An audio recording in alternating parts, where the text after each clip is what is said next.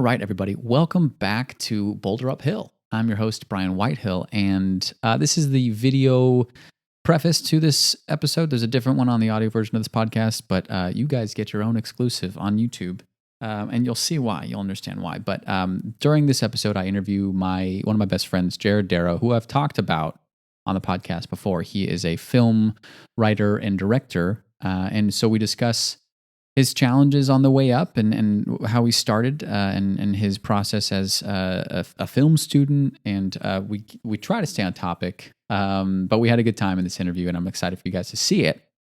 And another little setback.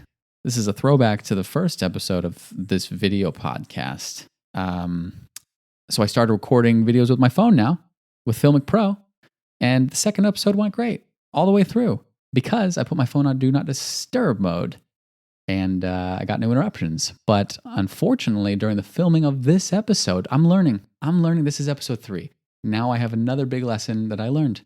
I didn't put my phone on Do Not Disturb. So when this was recording, my grandma called about 53 minutes in, and it interrupted the recording.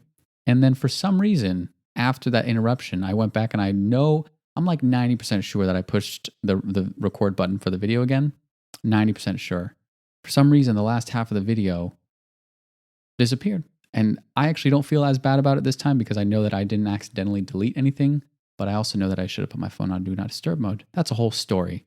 We don't need to get into that. But this is the preface for the video podcast version of it. So after 52 minutes, which most of you probably won't even get there anyway, because on average, YouTube, at least with this channel, the average watch time is 10 minutes, which is pretty good for YouTube. Regardless, most people won't even make it to 52 minutes in. But if you make it to 52 minutes in, you'll notice that it's just going to flip back to the logo. And that's okay for now. But I wanted to give you guys a heads up, because we're rolling with the punches. We're rolling that boulder up the hill. You know what I mean? So without further ado, here is episode 3 of Boulder Uphill. Make sure. Are you 6 feet? You gotta put up your face though, I think. Oh, that's over 6 feet. Oh, is it? We're good, perfect, baby. perfect. We're good. There you go. Here, wait. You want to get? Thanks. Yeah, get that with the. How are we doing this? Dude, get the elbow. Okay, that's fine. I use the back of my hand. Yeah. Boom. All right. Okay. Everybody, welcome. Wow. This is crazy. We're actually doing it. We're doing it. Welcome to episode 3 of Boulder Uphill. I'm Brian Whitehill, and with me here is our very first guest. This is Jared Deiro, the one that you've heard so much about. We're in his humble abode in Los Angeles, keeping our distance, staying safe. Yeah. Nice and sanitized, nice and distant, but not not emotionally distant. We're both here. Yeah. I got all my liquids too. We're hydrated. We're good to go. So this is an exciting day for us. Yeah. So thank you for being here. Yeah. For this. Yeah. No, this is gonna be dope. Yeah. I'm very excited. I'm excited. We're both excited, Yeah. pretty much. So essentially today, what the structure of what we're going for here is, I've chatted all the first 2 episodes about the guests that we're going to have on in any creative industry, and the ones who are fighting those artistic battles. And actually today, today's a pretty big day. Today's a big day for this guy. Yeah. Or at least Monday. So 4 days ago was a big day. Yes. Wait, 4 days ago. What do you? Friday, Saturday, Sunday, Monday. What was 4 days ago?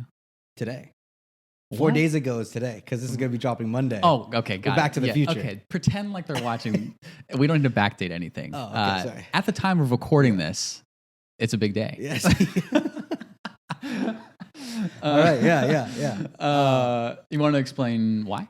Yeah. So we just dropped the Seed and Spark campaign. What's Seed and Spark? So Seed and Spark is this website that we're doing this whole. I'm directing.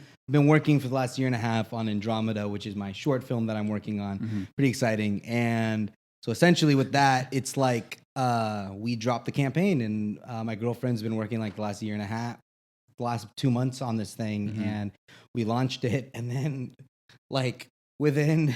Hold on, let me just check this okay. thing real Let me quick. just say. So essentially, Seed and Spark is like Yes, like a crowd. It's like a crowdsourcing campaign. If I'm not mistaken, it's mostly for there's a large amount of films on there. Yeah, you can do podcasts. I know there was Right. one that was about a podcast. I mean, I might hop on there at some point Yeah. for this. I'm not gonna lie. and short. It's being mainly for short films. Right. So essentially, they just dropped or they launched their like official crowdfunding campaign for their short film Andromeda, which is already cast. Like they got the crew. They launched that this morning, and Within 3 hours, it's gotten. So they're saying the most successful campaigns are best if you get 30% within the 30 to 5 days, 3 to and 5, we got yeah. 30% within the first 3 hours. So That's I'm crazy. like, that's it, baby. We're in it. Like it's yeah. too late. It's too late now. We're doing this. Yeah. So, Yeah. So that's huge. That means that there's a lot of support. yeah, a lot of guys. support. It's really cool. It's just it's. I mean, we can go into it in the aspect of like dedicated a year and a half to this thing. I actually came up with the idea when I was editing Umbilical, which was my last big short. I'm working on this like name. So like in Edgar Wright, he did this thing where he did the 3 flavors ice cream cornetto trilogy, right? Oh, so yeah, if you yeah, look yeah. at in like the UK, there's these 3 ice creams. Shout out to the UK if you're listening. Yeah. They're They're not. But hey. 3 ice creams. I have no idea, but I know that there's like these cornetto ice cream flavors, and so he made 3 films that were kind of like inspired by the ice creams. He did Strawberry for Shaun of the Dead. Okay. And Shaun of the Dead. Do you know about this? I don't even know these Yeah, things. so Shaun of this the Dead all new. is the zombie movie. It's blood and gore. So good. And in the film, he goes to this shop and he buys the ice cream and he eats it and it's strawberry flavored. And then in Hot Fuzz, it's blue. And there's a scene where it's like a drumstick, I think. I don't know. Wow. I don't know. But Nick Frost is eating the original flavor, which is in a blue wrapping. Okay. And then for To the End of the World, to the world's end. I thought it was World's End. At World's End. At World's End. I think it's just the world's end. Oh God! It was. It shows how much I know about movies, right? Well, Shows how much I know about Edgar Wright. Well, you know more than I do. So then? So that's a sci-fi thing, and then at the very end of that movie, there's the Cornetto's ice cream that flows by, and it's a mint chip ice cream. So it's like, and that one's all about aliens. And that's so it's like, so for me, I'm not doing ice creams, but I'm doing this like my label brand is Upstanding Degenerate. So it's like the Upstanding Degenerate short film trilogy, where I have my shorts, but then I also have like my 3 main shorts, which was Umbilical, Right. This one, which is like a family drama. This is Andromeda, which is about like a sci-fi family drama, and then there's I have a lot of family dramas. Well, we're digging deep. And then the third one is gonna be like my next third one. But like in between that, I have my own little shorts, my own little projects. But like the ones that like I drive in are gonna be these 3, and then after those 3, I'm working on my feature. So or I'm gonna. I don't know my feature, but I know my third film project. Yeah, be on the lookout.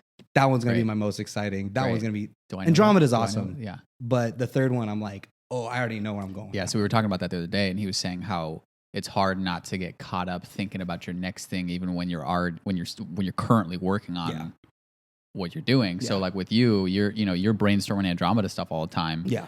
When something hits you for a future project, I'm like, do you just like put that in the memory bank? Do you write that down? I have my own little journal, like my own little pocket notebook that I write ideas down in, and that they're like they go back like 4 years right now. Okay. And it's like, if it's a shot, if it's a scene idea, sometimes it's like, that would be an interesting music video concept. And I'll like write that down. Yeah. Sometimes it's like literally a frame or like a shot concept. And I'm like, Yeah. I'll write that down. Interesting. Little things like that. And then if I'm ever like trying to figure something out, I'll go through the book. And it's actually saved me a couple times where I'll be like, I don't know what the fuck I want to do. Yeah. Sorry, I just cussed. You're fine. And I'll be like, I don't know what I'm going to do. And then I'll go back and then I'll see a shot or an idea. And I'm like, I can use that here. And sometimes it's very interesting and a teacher told me this, they'll be like, what's most interesting is if you go back and read it, you'll notice you'll have the same idea, but different variations of that idea over then I've had like a year apart. Like I've had a variation of basically the exact same idea of an idea that I had. So like, do you mean if you were to go look back at your notes for Andromeda, you would see There'll probably be something. You would see like variations of that. There's definitely an idea that I had about a father kid, and it's a sci-fi story, and it's like. It's not anything. It's nothing like Andromeda, but it is like a coming of age story about a kid and a dad. Yeah, and it has a whole sci-fi element to it. Yeah, yeah. I mean, the kind of dystopian future stuff is always super interesting. Yeah. That one's more like clones type shit. Which I don't even know. This is the first I'm hearing about these clones. Yeah, that's a different idea, but that's a cool one. It's kind of like a Boba Fett, Jango Fett type story. If you I forgot. Hey guys, guess what? I'm not even. If you listen to the last episode, you would know very well. Brian doesn't know anything about Star Wars. I'm not a Star Wars guy yet. But yeah. Anyways, it's yeah. How you doing? I'm great, man. Yeah. Well, what I was gonna do is I was gonna kind of introduce, I guess because we hopped into some of the Andromeda stuff, but I wanted to get into like. Number one, did I even say at the beginning of this that you're a director? But I've said in two previous, I'm a director. Director, writer, director, yeah. On my IMDb, it actually says writer, direct. It actually says writer, producer, director. Or no, it's like director, producer, writer. Not wrong. And then like editor, which is pretty cool. Cool. Because I edit some stuff. And then it's like in the very end, actor, because I did one thing for Christina Perez. Oh, and you were in Gray. And I was in Gray, yeah. So, essentially what he was saying is like he has his main shorts that he's like funded. Like Umbilical, there was a big team behind that. Yeah. And then a huge team behind Andromeda. Yeah. And like funding is happening now. Andromeda, it's like a 40-person crew right now. Right. And it's really actually crazy because with the whole COVID, always talking about COVID. Yeah. This whole COVID thing really kind of like really put a big damper on the project. Yes. Yeah. And it's a really detrimental pandemic situation we're all dealing with. And unfortunately for me right now, it's just hitting me creatively, which, is the least of a lot of people's problems. But for me, it's kind of like this 2-year thing that I've been working on. And then all of a sudden we're right there. We're a month away from shooting. And SAG I just got a phone call from SAG before we started, and they said that we can't do it, which is totally understandable. We can't do it. The schools just can't do it with SAG. Like you can't. Wait, like what? SAG is putting a drop on like stay-at-home order. It hasn't been lifted, so you can't shoot. So we're like, okay, that's a good enough excuse. Because school was like, you can shoot. Try to see. I'm not gonna get into that. Yeah, they said some stuff, but they're like, he goes to LA Film School. Yeah, I go to LA Film almost graduating. Yeah, I'm supposed to graduate, and I was gonna graduate in August, but I might end up actually having to push it. Okay, I might end up graduating, and then after, I'm trying to get like a written contract from the school to be like, you can come back and do everything you need to do that you had planned. Oh, okay. And they're gonna give me those. They're gonna give me that freedom. So wow, it's just. It's just crazy because we've been working towards this, and then just a month there. Yeah. And then they're like, it's just pulling the plug. But it's fine. If anything, we'll just do it in 2 months. But that's I have to reach out to everybody right now because it's just, and if you're just hearing about this right now, it's dated, a little bit dated. That's why this is coming out on Monday. But we just actually decided he's kind of like my he's my right-hand man when I throw ideas around, but I think we're officially going to change the release dates of these episodes to Wednesdays, but this one's dropping on... It doesn't matter. This one's dropping on a Monday. Hey, cast and crew, I'm already going to reach out to you, but it's just crazy because it's It's so when SAG, which is, it's funny because I don't know everyone that listens to this, which is all 5 people. Thanks for being here. I don't know where they what they know. It's like when I talk about actors equity in New York, like the stage union for actors, not many people know. So with SAG, for those of you who don't know what it is, it's Screen Actors Guild, and that's a big old union. And for productions like this, you have to get approval when you number one have SAG actors. Absolutely. There's so many protocols because it's a union and it protects people. Especially in the creative world, it's super necessary. But so they called and just my teacher was the head of the film department. We had a 2-hour meeting with him, and he was basically saying, "Hey guys, possibly they were not saying they were on this idea of is how important is SAG?" And I was like, "It's the most important thing. That's the whole reason. I want it because it's not only going to take the film seriously, people are going to take me seriously as a professional. It's my first SAG project. The last thing I'm going to do is then reach out to people and be like, hey, so unfortunately this isn't going to be SAG anymore, which the whole basis of Andromeda was about, we're going to run this like a professional set. We're going to run this as professionally as possible. We were trying to get like Panavision deals with Panavision cameras, who they shoot like every great film. And we were trying to get this whole deal with them. We were working with SAG. We're working toward this whole thing. And then the school's like, oh, so maybe, unfortunately, you guys have to cut your crew down to like a lot. And I'm not, it's just, and I was like, no, that's not happening. And they're like, and if you, but that's if you guys want to shoot this like next month. If you want to shoot this next month and rush it, then by all means do that and like make all these cuts. But I was texting my producers and I was like, that stands against everything that I was trying to do with this project. This entire project was based toward, this is going to be as professional as possible. This is going to be like, we're going to make this as real as possible. This isn't going to be a student film. This is going to be the most ambitious things any of us have ever done. And we're going to do this the right way, and we're not going to cut any corners. And I'm still following that attraction. And that's kind of that's just why it's so frustrating, because it's like, I have to, it's just like, unfortunately, a lot of, like we've seen how many movies were just put on hold, and it's fine. So I'm totally fine with that, because I want to do this the right way, and I'm not going to cut corners, and we have people that are supporting this film. And even crew that are supporting this film that are doing everything they can. The last thing I'm going to do is go, hey guys, sorry. I know you guys have been doing everything you can to make sure Andromeda gets made, but sorry. So we're going to have to cut you guys from the project. And that would just make me look so shitty. And I'm not trying to do that. So, well, I mean, regardless of what you uphill, downhill, baby. Well, I know, man. I mean, truly right now you're fighting that uphill battle, just because it's like you're rolling with, these are outside circumstances. But I don't think anyone would take it personally. No. Like the decisions you have to make as a director right now that are being put on you from this type of thing happening, which is so rare. But also not, because yes, it's rare, but this is the new.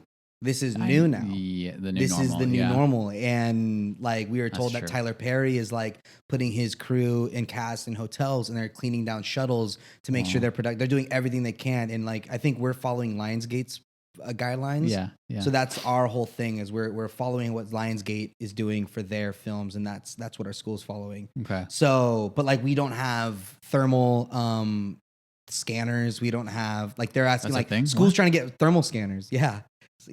What is that even like, to what? So my buddy Tarver was just showing me this picture. It is like, it's basically it's like this well, that's what they did in Chernobyl, is they had like this radiation scanner that it's like just like a metal scanner. You walk through it. I haven't watched that. No. He went to Chernobyl. Oh, so if we're talking about like keep your distance. So illegal. If you know Brian Tarver, keep your distance from that dude, because he was at Chernobyl recently. Wow. But no, he was walking through. But he took pictures of this thing, which is funny because they look just like the pylons and the parasma that we're using in Andromeda.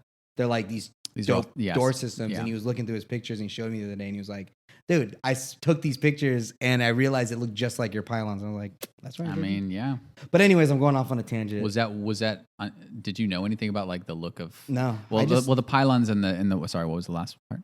The parasma. Parasma, yeah, that's part of Andromeda. Parasma means pathway in Greek. Okay, yeah. Well, because I mean, if you haven't seen it, or passage. I'm sorry, it means passage. Parasma in Greek. Parasma, yeah. Hey, Greek. Hey, speaking of, there we go. That's the thing that I was telling. So I like to go. Well, people listening can't see that I pointed to the Andromeda thing. is also like a Greek mythology, like Sisyphus, the boulder uphill thing. But yeah. So there's like a lot of Greek mythology that I like to pull into the story of my stories, or like symbolisms that I like to use. Like there's a cat in it called Perseus, and Perseus is like a big character throughout Greek mythology, but it's also Percy Jackson, or no? Perseus. Does that have anything to do with Percy Jackson? Yeah. Because Perseus was like the hero of heroes. Like I think I don't know anything. Nerding out right now. Hercules, a lot of Hercules stories were basically like Perseus' stories. And it was weird because I remember in high school we learned about Perseus. Yeah. And then I was like, oh, but that's all like half of these stories are in the movie Hercules, like the Disney movie Hercules. That's so funny. I mean, I haven't seen that movie in forever. But yeah, they just combine, like Perseus is like what were they called? Something gods, not anti-gods. Oh, I don't know. I mean, you're asking the wrong guy. Arc gods? No, not arc gods. There's something gods. Oh, someone. I've always wanted to say this, but someone's listening to their headset right now and they're screaming trying to yell at me right now. Well, my brain just went to the fact that I forgot to put my phone on Do Not Disturb, so I'm really hoping no one calls and interrupts the recording, but it's okay. Yeah, because that would really suck. Like if Wouldn't you hear it? Or is that silent? I don't know if it would stop the video. It would go through your computer though, right? That too. Yeah. So and then I think we just have to pause real quick, but we're not going to do that. We don't have to worry about that yet. We're raw. I'm just going to be secretly stressed the whole time.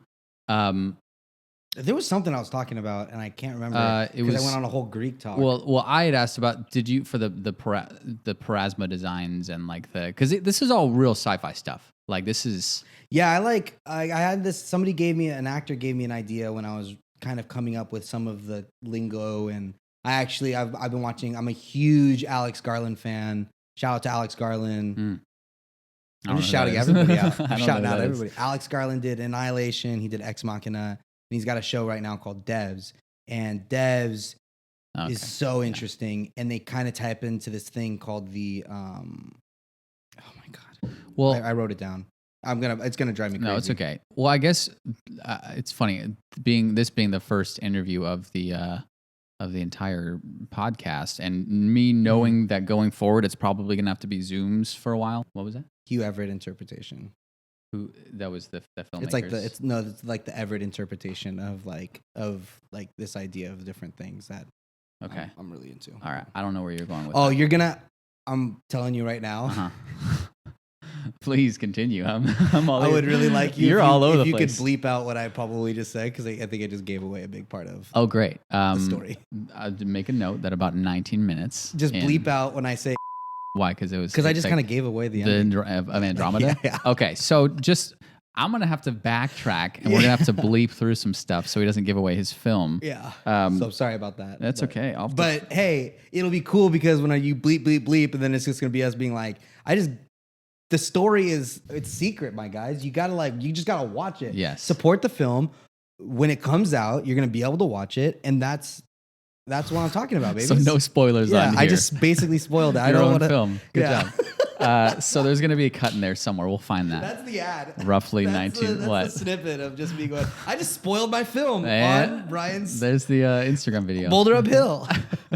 Okay, so knowing that. Yeah. Well, so what I wanted to do, just so because we dove into all the references and everything, but just to give people, people that are listening, again, 5 of you, you guys know me, and I've touched briefly on my relationship with Jared, but I think there's significance to it, to why he's the first guest on the show, and then the significance of him being a close friend of mine. To give you guys some backstory, we've known each other for 9 years. I just say 10. 10. I mean, at this point, it 2011. Well, the thing is, we knew of each other for a while. So Jared and I went to. Am I hijacking this interview? I don't. No. Okay. No, I'm sorry. I'm going to cut you off. Yeah. 2000. I'm going to say 2010 because I'm pretty sure we were talking through senior year. We knew of each other through senior year. We didn't actually start hanging out till summer. When our girlfriends became friends in high school, and then we were like this double date friend group. Well, so it was like a triple date friend group, but it was a double date friend group. Triple. There was a third couple during that time. Yes, and we'll skip past that part. No, but so essentially, Jared and I went to opposing high schools, rival high schools technically, and we were in rival theater departments. And it was super weird because my theater department would go to your school to do our big shows because you guys had the big auditorium. You guys were under construction, I thought. No, we had the Black Box Theater. That was it. We had the Black Box Theater, and so that was for the small plays. For the big musicals, we just built this crazy theater. And it was beautiful. What was it? Hall and Notes? Not Hall and Notes. Robin and something in Lotes Theater. Oh shit! It was Robin and Lotes. Robin Lotes. Great. Robin, I had that on my theater resume. That shows how much I know about Newport Harbor High School. Still, I'm telling you, I've lost communication with everybody there. You don't need to lean into except for some people that actually I really like. The mic's getting. You don't need to lean into it. I promise you. Don't worry about that. What was I saying? Shout out to Ivy. You talking about high school friends? Yeah. Okay. Yeah. I talked to 4 people from high school. You're one of them. You didn't even go to my school. Yeah. So essentially, we went to opposing high schools, and then we like kind of knew of each other the whole time. Not the whole time. Maybe like a sophomore, junior, senior year. The first time I ever saw you. Yeah. What show of ever mine saw you was that one that you saw? We were I think we were doing rehearsals for a show. I don't know which one. And then maybe Noises Off. And then I remember you were in your silver painting, and you just looked so confused at us. And like there was like you guys were doing like, you doing the Wiz. We don't need to talk about the Wiz. We can. A wealthy white high school doing the Wiz. Oh man. Yes. Oh my god. It doesn't age at all well right now. But anyways, you were in your silver face doing I was the Tin Man. Yeah. So we went, wow, that's the first thing that you saw of That was me. the first time I saw you. Wow, I can't, oh God, swallowed something. I think the first time I ever like really knew about you guys doing stuff was you guys did was it a musical or a play called Noises Off? It was the play. Yeah, so that was I think I forget if I saw that or I just saw you guys do that one scene at that award show, the Macy's, which is like that theater Orange. Yeah, it was Macy's. Orange County Theater Awards. No, we did it at a couple things. We did it at Macy's and we did it at something else. Cappies. Wow. Cappies. We did it at Cappies. Essentially, it's like rival high schools that are competing for these awards that we all think matter, but the Cappies were like the Oscars of the Orange bizarre. County. It was like I remember we got suited up. That was so weird. My girlfriend at the time, we like had like matching. Like I had like a purple tie. She had a purple dress. We matched up. We like won an award for best comedy duo, but it was like this whole thing where it was like this giant auditorium of high school kids and teachers and like staff. It was like in my head, it was like the closest thing to the Oscars that we could have gotten to. And it was there was like, they had the names of like the nominations are, and it had like all these different names coming up. And the faces too, no? Or was it just names? No, it was just names because okay. we have like, I think it's on my Facebook and I'll see it every now and then. It has like the pictures of like the stars. And then they'll be like, and the winner is, and then they say it. And I remember we were like, wait, what? Yeah. And it was actually the highlight of high school. It was like the whole theater experience through our high school was like, is just unmatched to anything. And like I was at like my peak of confidence throughout that time. I was like, which is so interesting. I didn't know you well. I was telling Catherine the other day, I was like, I'm like, ever since Andromeda's like been picking up, like I'm like feeling this like level of like big head, like cockiness. And I'm like, I haven't felt this since like high school, dude. Like I'm like, I'm out here, baby. Yeah, that's pretty cool. That's crazy. I'll probably keep cutting you off, but oh no, this is for you. This is your interview. This is one of many appearances you're gonna have on here. So it goes to show you that if you were in high school theater, don't stop, because like things change and people change, and you keep like pursuing the same thing, and you find things out of that thing. Can you quote that on me on that? No. You find things out of that thing. I was actually just about to give you shit for turning that into like an inspirational thing, because that was not where I was going with any of that. It was a great sign off. No, because I was just going to like during that, I was just going to say how it's interesting how when your world is so small in high school, and also Instagram wasn't a thing. We're not that old. We graduated 2011. It wasn't really that. I mean, it was around, but it was only iPhones.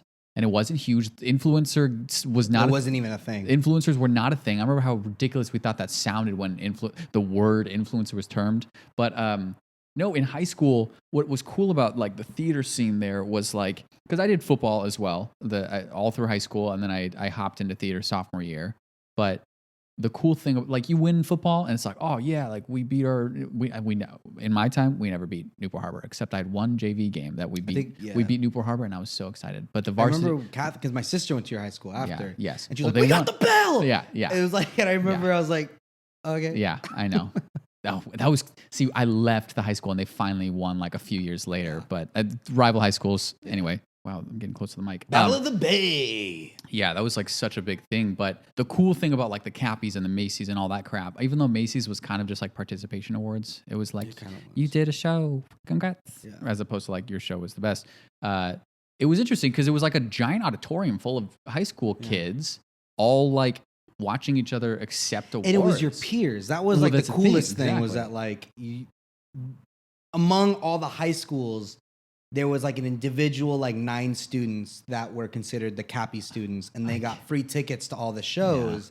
Yeah. And then I think I did one, and I was like, wait, I got to write a report. And I was like, I'm good. Yeah. And I think because you were the reviewers. You would go to shows. I was like, yeah, now write like a page review on it. And I was like, oh, what? Well, not to mention, I remember there was controversy where like Cappy students weren't seeing the shows, but then they would write reviews just because they were being lazy and all that. Yeah, I think there was like I think there was also because the high school, not only is the high school theater department drama students so incestuous among each other, but like yes, people like would be hooking up with people from other high schools or hanging out. Yes. And then if somebody had like a vindictive thing against somebody from another high school, there would be like anti-reviews about those other high schools. Bringing me back, man. I haven't thought about this stuff in 10 years. I stopped. This is stuff that I block out that I'm like. So, geez, sorry. I'm on the track of like thinking about. That's what This Day I Breathe. My short This Day I Breathe was kind of inspired by. It was like this idea of like nostalgia. I hate nostalgia. I hate thinking about my past. But not like I had a bad past. I just don't. I'm such a nostalgic guy, but it's not like I wouldn't say it's a healthy nostalgia. It's just like I get caught up in memories and I'm like, makes me sad. I know that's the thing, but there's some weird thing within me that just like loves getting wrapped up into that, and I have to like snap myself out of it. Because if I'm cleaning up my photo library on my computer and I come across photos of me and certain ex-girlfriends or something, I remember my strong feelings at that time, even though they don't exist anymore. Yeah, and you're just like but there's like these like moments that you took of this person. Sometimes, and you're just like, really and like kills. I still have like not an album, but like it'll be like this one thing that my iPhone automatically makes of like these old pictures, and it's like I just don't look at it, but it's always there. And every now and then I'll be scrolling through my photos trying to find some meme, and then it'll show a picture of somebody that like I was like really close with, and I was like, ugh, nah. You know what you can do though? I just found this out the other day because it was actually doing this with my ex-girlfriend from college. It was like it's not necessarily a bad thing. I'm just saying, I figured this out because because I had that same thought. I was like, I'm just trying to find a photo, and then Apple would just be like, "Here are your memories over the years with blank," and I'd be like, "What makes you think I want to see this right now?" I'm just trying to find that. I'm literally just looking for SpongeBob meme right now. Yeah, I'm looking for the GIF that I was looking for. But so you can actually go into the settings and like say, don't show me memories with this person because it's like I don't need to, because now that they automatically tag the faces, they're getting shysty. So they're like, great, we have all these photos, we know who's in them. Here's your memories with them. Google Photos is dope though, because I know if I need to post something for someone's birthday or I need to post something for someone's like thing, I go to that and I find their picture in like the fake face scanner thing, which I mean, people think it's, people hate the whole internet or like technology thing, recognizing things, but a little creepy. It was just super dope because then I like opened it up and I can just find all these pictures of that person, especially when they're like old photos, because then it's like, oh, this is a cool one to bring out. Throwbacks. Technology's dope in a sense that like we were watching. I told you. Paddington 2 is one of the best movies I've ever seen. Yeah, he told me this the other day. Paddington 2 is a phenomenal. Well, because he says, Paddington 1. I'm still waiting to see Paddington 2. I am so excited to see Paddington 2 after I saw that trailer. But anyways, regardless, besides the fact that it's not a good movie, but it's a great film. That doesn't make any sense. The shots, the color, the production design, the cinematography, the CGI, the everything, the way that the lighting is. There's like a scene where he's like looking at like old videos, talking about nostalgia, and then he like starts walking toward the wall, and then he like it like ripples like water, but the camera goes through the wall, and then he comes out and he's like in the jungle of where he like came from, and it's so emotional and it's beautiful. The film is a masterpiece, but then at the same time, it's like one of the first lines is this family's walking through a train station, and Paddington's sitting there, and the dad goes, "Don't look now, is there some sort of bear?" And then the bear goes, "Pardon me," and he goes, "No, thank you." And I was like, a bear? So all logic just went out the window. But it's great. But anyways, what's interesting that technology. A movie can be a great film, but not a great movie. Just like how there's good movies, but not great films. You know what I mean? This is a great contrast. I'm so hyper right now, and you're so. Oh no! Smooth. I mean, I'm trying to hold this down. not that I can't go flying with you, but anyway. What I was saying is, it's interesting how. Wow, this is like so not serious what I'm talking about. Because literally the first thing that went in my brain, I was like, that's kind of like how I love Zoolander, but like as a film, it's not great. But like as a movie, it's fantastic. Yeah. Even though it has like a 12% on Rotten Tomatoes, which is weird that people can go retroactively rate a movie because Rotten Tomatoes wasn't a thing. Paddington 2 has 100% on Rotten Tomatoes. Nothing 100%. Has 100%. Paddington 2 has 100%. 1 had 97%, and I watched it and I went, yeah. And then when we watched the trailer to Paddington 2, I went, let's go. Let's do this. Yeah. Okay. 100%? 100%. I'm not joking. 100%. All right. Absolutely, it has 100% on Rotten Tomatoes. It is certified fresh. Shout out to Paddington 2, everybody. Yeah. Clearly, it's worth spending 5 minutes talking about. That was the commercial break. And that's our ad break. I love it. Oh God! What were but we anyways, about? okay. So Nostalgia I know I was gonna rent the movie, right? But I wasn't signed talking about in. Paddington still? Yeah. No, I'm just talking about technology. Oh, got it. Because we were getting into like face recognition and stuff. Yes. And so, and I'm sure so many people are so anti this stuff, and like, yeah, it's sketchy. But also, I'm not like selling drugs on the black market and whatever. Yeah. But so I like was using my phone. And it was like sign into Apple. Right. And then I did mobile. And then I opened my camera and it had the little scan QR thing. I scanned the TV and then without me doing anything, all I did was open my phone. It scanned it, pulled up the Apple website, does a face recognition, on your face, scans my face, and then rented the movie. That's crazy, like man. that. And I was like, and then we were like, I didn't have to do anything and the movie was already playing. That's nuts. It was so dope. I mean, I think about that stuff when. So what you just said is going to sound so dated in 30 years. Oh yeah. Someone's going to look back on maybe on that. 10 years, dude. I mean, yeah. Someone will be like, "Oh wow, he had to use his face. That's funny." We were just talking about how Instagram wasn't a thing 10 years ago. Like, I know. That big of a deal. We're rolling. It's moving fast. Yeah. But I mean, I think the same thing. Like we got cables set up here, and eventually at some point we're gonna have wireless charging for everything. How easy was it to put this up? I mean, it was the logo on the screen behind us here was AirPlay. Yeah. Just shot it up there. It's a secondary desktop. But like yesterday, I was fumbling with cables, and I was like, I'm going to tell my kids about this, and they're going to be like, what do you mean you had to plug things in? Yeah.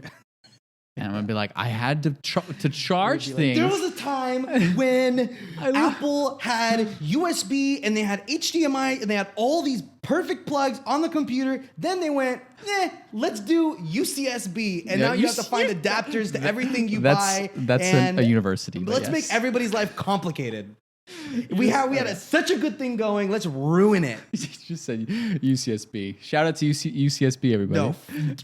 No, you're talking about USB-C.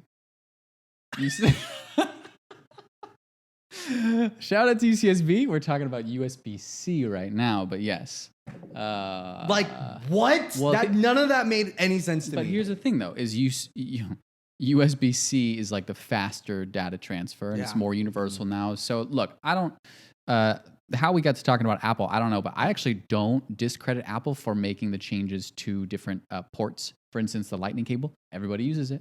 Everyone was like, why would you switch from the 32-pin connector or whatever, the old iPod, and then they switched to the Lightning because it was smaller for the newer iPhones, and now everybody uses Lightning. Yeah. And now they're switching, they're trying to make things wireless. So I like that direction they take things. I was trying to listen to so I lost my AirPods. They're at my mom's house, and I was really upset because...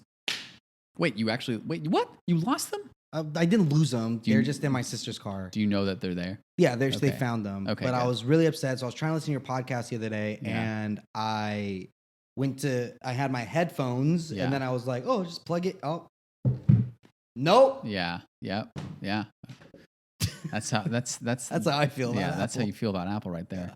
But I also love Apple because my stuff's connected and it's just like... Well, I mean, we literally, to connect to this Wi-Fi network, I just brought my phone out and then your phone shared it to me. And the same with I feel like we're like a couple of like old men right now. I mean, we're literally blown away by we're this. praising iPhones, yeah. But then also at the same time, Apple literally sells a set of wheels. Do you have any friends that are like really like anti-corporations because they're gonna be like, oh. I mean, I might have friends that are anti-corporations, but guess what? They all use iPhones. Yeah. So everybody's like, down. You're not listening to this unless you're. It's like when you see posts of like down with capitalism, and it's like posted from iPhone. It's like on Twitter. Great. Well, you're supporting it. Yeah. What was I gonna say? There was something I was gonna say.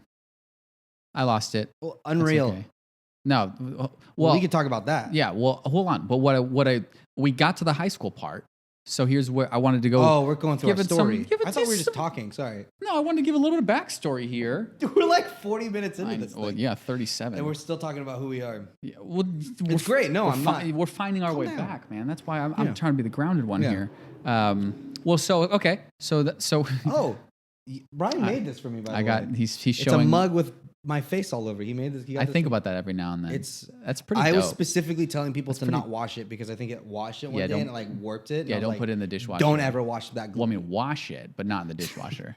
No, this hasn't been washed in 3 years. Great. Well, I'm not gonna make any germ jokes. Well, so we then Jared and I actually became friends once we both graduated high school because we did a show together, a joint high school show together. So weird looking back on that because Jared was with his then girlfriend at the time. I was with my then girlfriend at the time. I guess I could just say then girlfriend, whatever. We were both with people at the time, and then we met each other through this show that we did, which was A Little Night Music, which was like a review show of Rodgers and Hammerstein stuff.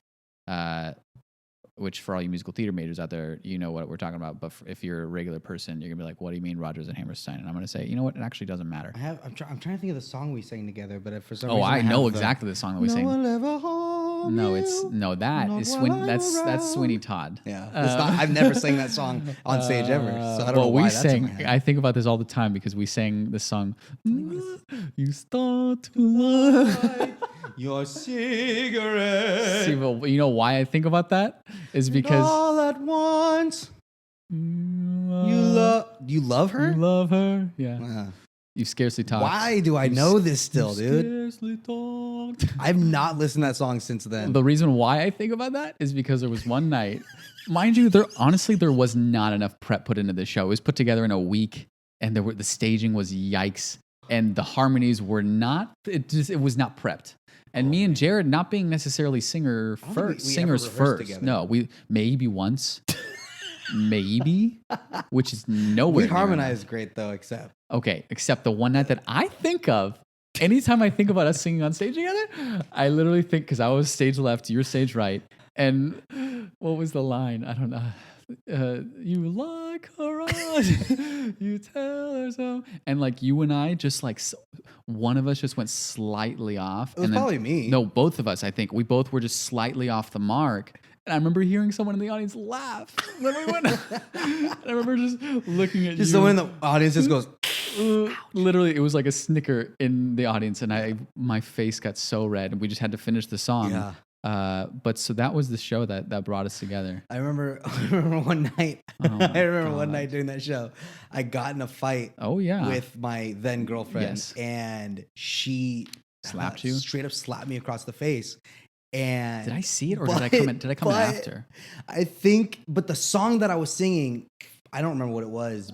I think it was like I don't remember either. We could find it later. It was supposed to be like I had just gotten kissed by a girl, and you had just been slapped. I just remember I got slapped across the face, which is and then too much. It was my cue, and I went out, and I just remember going and like holding my cheek and looking. So in love, and that my steaming then girlfriend. She was pissed. What was she? I don't know. We don't need to get into that. I forget if I did wrong. I'm sure. I forget. I always do something wrong. I believe that. Yeah. I forget if I saw that happen or if I walked in just after. Mind you, it was in the green room. It was, and this was I thought it was off. I think it was like right off stage. I remember it was slap lights went out, lights came on, and I walk off on stage and walk onto the stage pretending like I just got kissed on my face. And I was like, I had to sing a song about how I'm in love with this girl. That is some high school drama. It was so funny. BS. It was so funny. Mid-show, you don't slap someone in the face. To think back, it was so funny. You don't slap someone in the face mid-show. That's off stage too. Yeah. Good God. Yeah. Wow. It was funny. Yeah. Good stuff. So that's how. So yeah, we became friends through that, and then then we just kind of maintained contact. I went to Cal State Fullerton. I was doing theater, and then Jared, you moved to Long Beach. I moved all around. Yeah, because you were in Orange County, to, like, Huntington for a minute. Yeah, and I went to Long Beach, and then you were in Long Beach for a while. And then I was in Long Beach for 2 years. And then I've lived here K-Town. for When did you move to LA? Moved to LA. Because mind you, I'm finding out like specific 2 years ago, like pretty much 2 years ago to March, because we moved into this place. Well, this current spot a month ago, and we were like, oh wow, we were at the last place for 2 years. Shout out to Kim for letting us use her space. Yeah, Koreatown. I lived in Koreatown for 2 years. That was really fun. Yeah. We lived right next to the metro, so I was going to school in Hollywood. I had worked in downtown. Yeah, so it was just like it was just always just instant access to anywhere I went, and never had to deal with traffic. And then we moved here just as quarantine was starting to get enacted. Yes. And I got a parking space. Are you kidding me? I'm living large, my baby.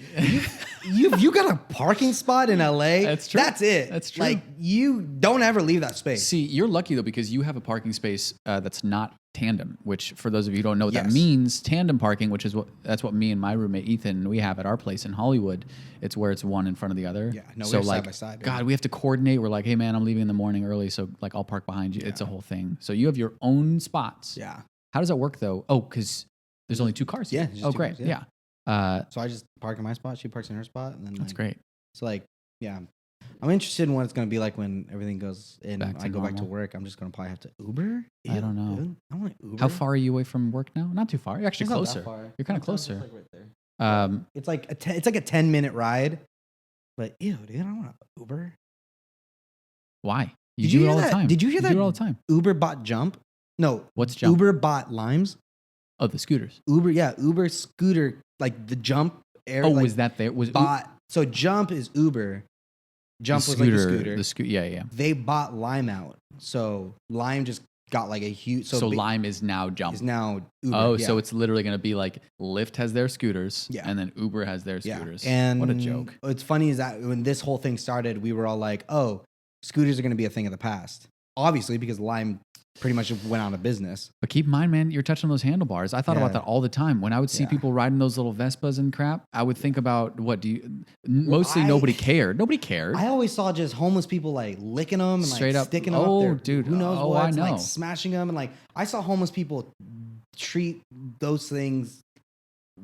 I mean, that's so. And I was like, I don't want to touch that. Mind you, I was so surprised at what those scooters are. Like, they were cool. Well, dude, I moved to LA. Why LA is such a red zone? I moved to LA a year ago, and I remember showing up in West Hollywood. I was meeting someone for coffee in West Hollywood because she was actually going to be moving she was moving to New York, this girl, and so I was meeting her because she was going to sub at my apartment in New York. Anyway, got coffee with her in West Hollywood, and I'm sitting in the car. Number one, Ryan Tedder from One Republic walked by, and I was like, oh, the lead singer.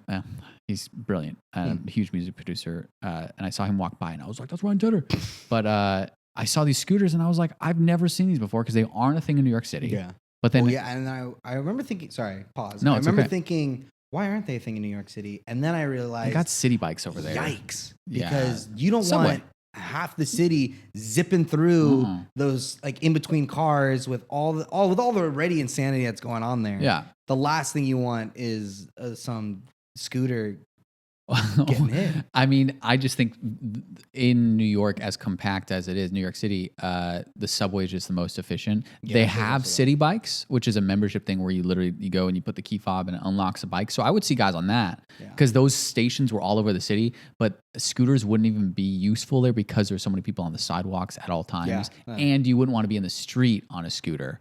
So it's a whole thing. I tweeted once, like, I love the fact that now I have to look out for scooters while I'm walking on a sidewalk because I've seen people get hit by a scooter, Because you're not thinking when you're coming around a corner, somebody's going to be zipping through. I know. Well, also, they're just idiots and they don't mind their surroundings. The ones on the scooter, they don't give Yeah, exactly. Yeah.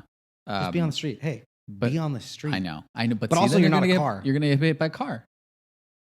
You're on the street with a scooter, you're going to get hit by a car. Should we solve this conundrum right now? I mean, I think we should take the time to figure out the scooter situation. Regardless, everybody's touching those scooters. Yeah. So I thought about that. The one time I thought about using a scooter, it was going to cost the same amount as an Uber. Mm-hmm.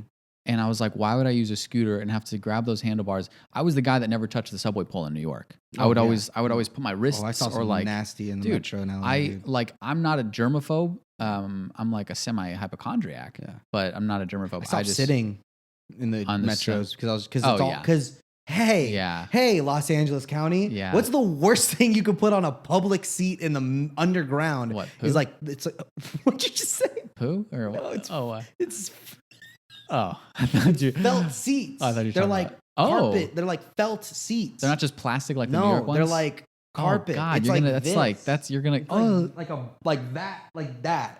On the carpet, on the seats, you're gonna get germs all over that. Yeah, and germs, but like also, like I didn't become a germaphobe until I moved to LA, and then now I'm even more of a germaphobe. Well, now with the new normal, it's gonna be like now I don't think anyone's gonna use those scooters. That's for sure. Yeah, touching the handlebars unless you wear gloves, and you got to disinfect the gloves. Yeah, that's just crazy. And with like the news changing every day about how long things live on surfaces and whatnot. Yeah, crazy. It's so well. Crazy. So it's so crazy. So you moved to LA 2 years ago, just because the last episode I gave like a little bit of my artistic background and like what led me up to here. Oh, so you like do my deep dive ish, yeah. So like when I was doing theater at Cal State Fullerton, you hopped around and then ended up in Long Beach for 2 years, and then you moved to LA 2 years ago. And the whole time you were like, you knew you were going to be pursuing the film industry. So I used to be. So I'm gonna speed up my story just up until basically I decided I want to be a director. Right. But because mind you, sorry, I just interrupted. You're good. I'm gonna. I was about 10 anyway. What I was saying. Because while I was in New York doing theater, this dude was like pounding the pavement here in LA, like getting projects off the ground and all that. So we maintained contact through all that, and we knew that we were going to end up collaborating on things. Yeah. The day that I came back, of course, I thought I had like years left in New York, and it just so happens my gut told me to come back sooner. Ended up being a good thing. Yeah. I followed my gut, and it worked. Anyway, you were 10. I was 10. I was 10. Was I 10? I was 10. It was like 2004. So do the math. Mm-hmm. So 16. Yeah, you're 10. Years ago. You're 27. 11. I was 11. Are you 27 now? 27. Yeah. Wow. Okay. It was a while telling people I was 27, and I thought I was 27 when I was 26. I was doing my first. You just forget. I was doing the first, like a redo of the first episode that I didn't end up using, and I said my age, and I couldn't remember if I was 26 or 27. Because once you're 25, after that, it doesn't matter. I guess. Because then all of a sudden you're like, then you're 30, and then you're like, oh, I'm 30. But like 26 to 28 to 29, I think 29 is you're like, oh shit, next year I'm 30. Yes. Anyways. Yeah.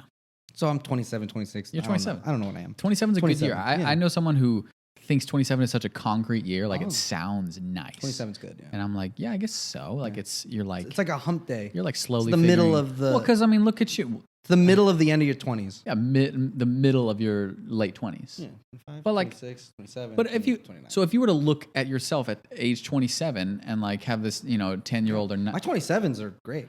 But I mean, you're literally as we speak right now, your project's being funded. Yeah. So like that's crazy. Yeah, it's something you wrote and are going to direct. Yeah. You've gathered a crew. I'm making money right now. I'm not even doing anything. Yeah, this is passive income. This is all passive income. Yeah. No, but that's huge. Like people at 27, yeah, sure you're not like friggin' Martin Scorsese right now, but like you are miles ahead of where you were years ago. Miles ahead of where I was 3 years ago when I started LA, which is crazy. Yeah, when I didn't even know a thing about cameras. But think about all the friends you've made here. Yeah, people are posting about Andromeda right now. Yeah, it's crazy. It's really humbling. It's really an awesome kind of a whole experience to be doing. So when I was 10, my mom got me into this like whole like child acting thing, and I pursued it, and we were living in Temecula at the time, and I was having to drive out to LA like pretty much once every other day, and my mom started getting letters from the school basically being like, yo, your kid's missing a lot of school. So that was like in 6th grade. So we ended up getting homeschooled. And during that homeschool period, I watched a lot of movies. I was already really into movies, but I watched a lot of movies during that time. And we were actually making jokes about it the other day because she was like, you didn't learn shit. And I was like, yeah, people. But it brought you here, though. Well, there was like, we were like, she was like, because we were learning about like how in 6th grade you learn about the 50 states. And I was like, there's this whole 50 nifty United States song. I have no idea. I know nothing. I've never heard it. I mean, I heard it, but I don't know it. But everybody knows it. If you ask me where Kansas is on the map, I'm going to be honest with you. But it's like, no. I can name all the 50 states. But I can't. Yeah. Okay. But if you literally ask me where, or even like Rhode Island, I don't think I could. I know what Rhode Island is. I mean, great. I don't think I. Shout out to Rhode Island. I don't. Shout out. But I've always wanted to shout out. So, okay, so speed 6th it up. grade. So I was doing this whole thing, and then doing a bunch of auditions, living in Temecula, ended up getting homeschooled. Then we ended up living in like 7th grade. We decided to kind of like stop doing the acting thing. I wanted to go back to school, so I stopped, like completely pulled out. Right. Wasn't even getting any parts during that time. My family loves to make fun of me because they kept having to drive me out here. It was like 3-hour drives every day. Oh, you were still auditioning though? Yeah. Okay. And it was like we drive 3 hours from Temecula to LA for a 30-second audition. Far. And then they drive us back. And it was like really bad. Temecula, dude. That's out like there. every other day. So that was a whole thing. And then 7th grade, we moved to Costa Mesa, Orange County area. Lived a normal kind of like middle school, high school experience. And then like somewhere in the middle of like sophomore year, I think, I decided I wanted to get back into acting. Right. Did it again for a couple years. Well, and in school, like I theater. auditioned for a bunch of stuff from like. Dude, I had no idea about any of that stuff. You told me all that, and I was like, wait, you were auditioned for like Modern Family. Step Brothers. You lost out on that role, huh? Yeah. Well, I went to the audition and then I like did this whole like. That's so funny. This whole thing, and the guy like he goes, "Hey man, I'm gonna have to stop you right there." And I was like, "Yeah," and he's like, "You're way too old for this role." I was like 14, 15, and I think the cat's like he was 9-year-old. like 9. Yeah, and I was like, "Oh, cool, that's super awesome." Oh, here it is. There was a brief interruption because my grandma called. I'm going to call her back after this. You were saying... Yeah, I think I was like too old for the part. And the Modern Family... Yeah, and they were like, you're too old. And I was like, yeah. Which is so funny because how different would your life be if you had gotten that role? Well, what role was... What was his name? Manny. Manny? Yeah. Yes, I haven't watched the show in a little long. I was like Sofia Vergara's son. Yeah. That's crazy. But yeah, it's weird to like see... just like that because it was called American Family at the time, and it was like All American Family. Yeah, it was like that was the title on the script, and then I remember I was watching the show called Modern Family, and I was like, oh, I auditioned for that, and it was so weird. And it's weird watching things that you audition for. It's really weird. But anyways, so then did the whole high school thing for a little bit, tried to audition for a little bit, and then I was like, not getting any parts, so I stopped, and then I did like theater. In high school for a minute. I was doing this. I was in like theater 1, like drama 1, just to do it. And I had like a singing thing. Yeah, I was doing a singing scene with this girl, and one of the students from like advanced drama was there, and they were like, "Holy shit, what are you doing in this class? You should be in this play. You should be in the blah blah blah." And I was like, okay. And then I like came in audition, and I was like kind of just, it was like one of the straight up like just falling into it. Like I was, they were like, you should come to this thing. And I was like not really wanting to, but then I was like, okay, I guess I'll do it. And then I did it. And they're like, do you want to be in the play? And I was like, I guess. And then the minute the guy because it was Into the Woods, and the minute the guy that was playing Rapunzel's prince found out I was his understudy, he like dipped out of the play. Oh, wait, what? Yeah. He was mad that you... No, he just was like, I don't think he wanted to do it. Oh. So he was like, so he just left. Wow, okay. He was like relieved. I don't know. I don't know the full story, but all I know is that all of a sudden I was Rapunzel's prince, and we had a month before the show was going on. And I had to like learn everything, which was fine because Rapunzel's prince isn't that big of a part. And then, so then I did the theater, loved it. It's weird, man.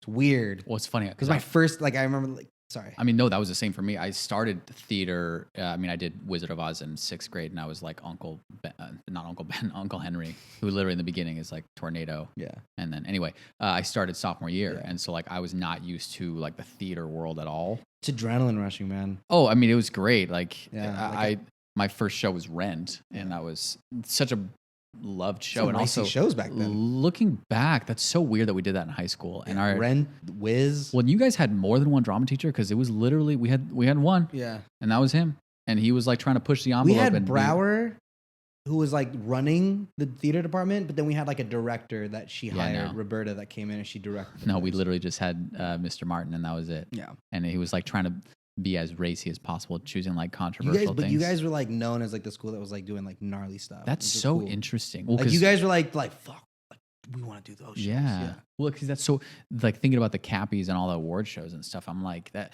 I always wondered how we were viewed by other we did like schools and stuff like that. Little Woman. Yeah, but it was good. Yeah. But then you also had like your school celebrities in the OC theater scene of high schools. Yeah. It's like we all knew. So it's like everyone knew about her. Yeah, and everyone knew about them. And also like, at my school, I was literally just thinking about this the other day, how funny it is. And also not funny because so many people auditioned hoping that they would get lead roles at my school. Mm-hmm. If there was a male lead role. But it was like always like the same.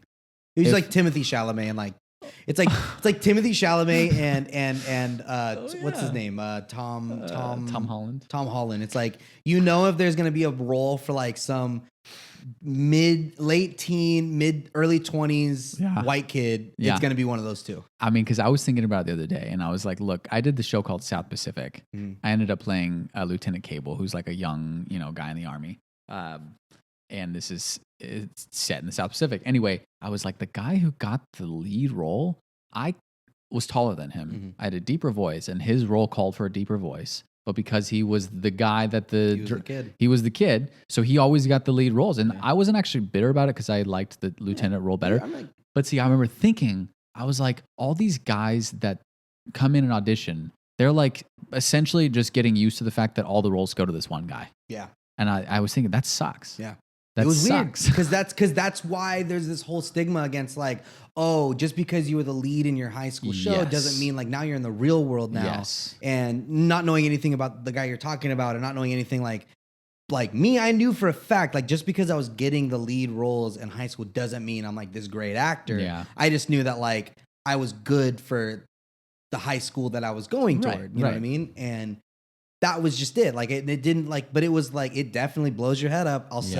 I'll friggin' tell you that, man. Yeah. It makes you really fool yourself. And but at the same time, it's like, it was cool because, I went through years of not getting any parts in actual LA, which I think kind of really built up my skin for a long time because I was always going on auditions, always being told no. Yeah. Not being told no, just never hearing from them. Yeah. Which is like just LA. That's like that. That's a thing. Was I telling you the other day? Well, we did that. I don't know. Well, what? What do you? What, like we did that. Like we were casting. We were casting Andromeda, and if like we don't like have we're going through the thing. Like I can't message every single person and be like, hey, sorry. But like as we're getting further down, like then all of a sudden we just like lock somebody in, and then it's like I'm not trying to like I'm not trying to be an asshole. I'm just like, I'm on to the next thing. Your mind's like, moving. I'm like, I got to figure out table reads, and I got to figure out, okay, I need to do some rewrites, or I need to figure out my shot list. Yeah. And I need to start working on this other stuff. And like, and then I'll like think back, like I'm afraid to go on backstage every now and then, or like Actors Access, because I'm seeing the faces of the people that like, I was like, oh, you were so close, or like, oh, like it's like, it hurts a little bit, but like, I found the right cast and I love them. And so it's like nothing against the people that didn't make it. It's just like being on the other side, I get it now. Yeah. Well, as opposed to when I was auditioning. I know. But that's the thing though. That's kind of the annoying thing about the acting world is that like, the inspirational messages are always like, you just get so used to hearing no as an actor and blah, blah, blah. It's like, rarely do you hear the word no. You just like you go in. Hear thank you. Yeah. You get a thank you when you leave. And then they have so many people to choose from. Yeah. They choose one who they feel is best for the part. And sometimes. And they don't have time to say no, or thank you. That's it. Some of the times it was like, and it's crazy and felt mean sometimes because it's really subjective. Like there would be somebody that's like, oh, there's just this one thing that I don't. There was some people auditioning where it was like, oh, but Tess wouldn't have pink hair. Right. Yeah. You're a great actor. Like there was some actresses where it's like, oh, you're phenomenal. Yeah. But Tess, in this circumstance, that doesn't make sense for the character. Yeah. And I'm not going to make you change your whole look for the character. Yeah. So it's like, or like some of people had like shaved heads, or like half their head was shaved. And it was like, you're a great actress, but, or like, I'm sure you're amazing, but like, unfortunately, it's just, doesn't fit the character. And I feel bad because sometimes people are like, it's like some people could be like, oh, well, I guess I'm just not good enough. But it's like, no, it really just comes down to like that one. What's the look? Situation? What's the look? The vision? I mean, there's so many talented people out there. Because I mean, I think I told people on the last one, but I served as the casting director in this for this film, but. Like that, there were so many versions of this film with so many versions of the cast. We were like, there's like 4 different versions of Andromeda, and each one would have been phenomenal. I mean, all of them would have been. But it's like you have to choose the best one for your vision. So it's never like, because I remember looking at some of those auditions and just being like, I forget what the guy's name was, but or any of them, where it was just like, wow, he has such an interesting look that I wouldn't have guessed for this character, and he's such guy. Because we had the two main guys, and then we had this third one, and we were like, whoa, this is different. But then we were like, I don't know what it was. I think it was just like, but we also have these two, and that would be like, we'd have to figure out who matches with him. But it was like, there is a version. There's another dimension where there's a version of that Andromeda with that actor, and Well, for context too, there's like 2 main roles. It's a father and a daughter. And then the other role is the mother, the late mother. But with a movie that centers around 2 characters, you have to make sure their pairing is on point. And so there were so many good pairings. But then it's just. Dude, remember Francesca's audition? I've told her this so many times, and maybe she's listening, maybe she's not. But I just remember, like, Raquel was one of the people that when we first saw, we were like, oh yeah, of course. Like, that was like a sneak peek. Like, we were like, oh, let's check out this. I know I wanted to wait to do the auditions, but let's just check out this one audition. And then we watched the Raquel's and Jason's, and we were like, you jumped the gun. Whoa. Yeah. And we were, and then was it you that had Francesca? Because you were doing I watched on open call, right? I watched Francesca's on the open call. Yeah. And then I was blown away. I was like, whoa.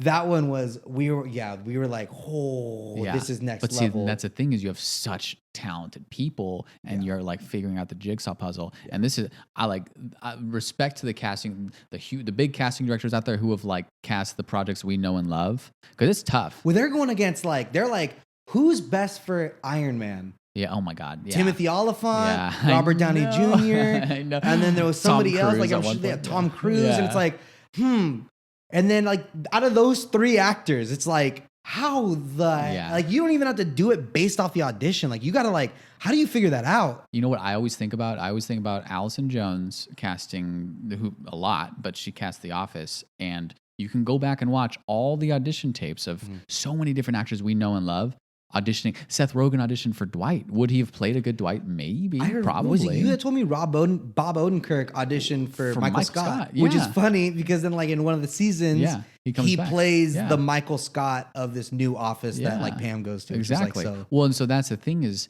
you have so many jigsaw pieces, all of them talented, but like, how do we put them together to make the film that works? Which is where you do like chemistry reads, obviously, and that's how you start to figure that out. But we did this. Andromeda was completely casted in quarantine, so we didn't have the freedom to do chemistry reads with anybody, and we really had to go off like gut feelings with it. And same with our Griffin. And and it was great. It's just like, because somebody was even saying like, well, why don't we do chemistry reads over Zoom? And I was like, because I'm having trouble reading you right now. Yeah. Like, while you and I are talking, like, I've talked to one of my producers where I'm like, hey, Matt, I feel like you're like really annoyed right now, or like you're really angry about it. And he's like, what? No, I'm fine. And I'm like, you have no idea. I can't tell. Like, I can't tell, because it's the screen, and like you're muted, and like you could just be like huffing and puffing. I don't know. I know. So like, to do a chemistry read like over screens, it's like, I'm nervous about doing rehearsals over screens, because it's just going to be so interesting. Well, it's going to change 100% once you get in person too. Yeah. You know. But anyway, so never got an audition through high school. See,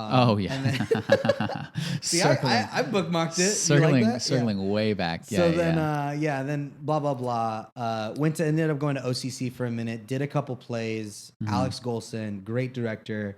taught me a lot. He really pushed me for becoming an actor. Right. And he actually like reached out to me about doing like another play for him. Mm-hmm. And at this point, I think I was like getting really into film. And this is an intro class there. Like the road to you becoming a director. Yeah. Like, and I took an intro class there, and that was a scene that you and I filmed with. Yes. Oh my God. Like an ex-girlfriend, and you have no memory of this at all. Oh, I know. I remember it. I just don't.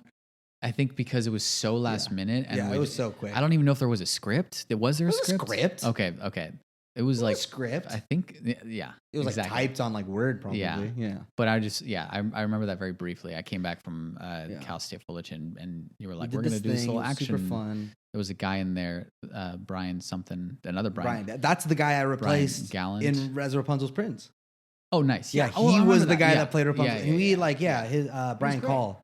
Brian Call, right. I remember him. He was great. Yeah, he and I, he was really cool. And he still is cool, I'm sure. I don't know. I don't talk to anybody anymore. But so then going on from there, went to OCC for a minute, and then just like was over school. And I was I knew that I wanted to be an actor, or like I knew that I wanted to do something within all my life. I'm like, I'm going to do something in the industry, whether it be editing, whether it be directing, whether it be writing.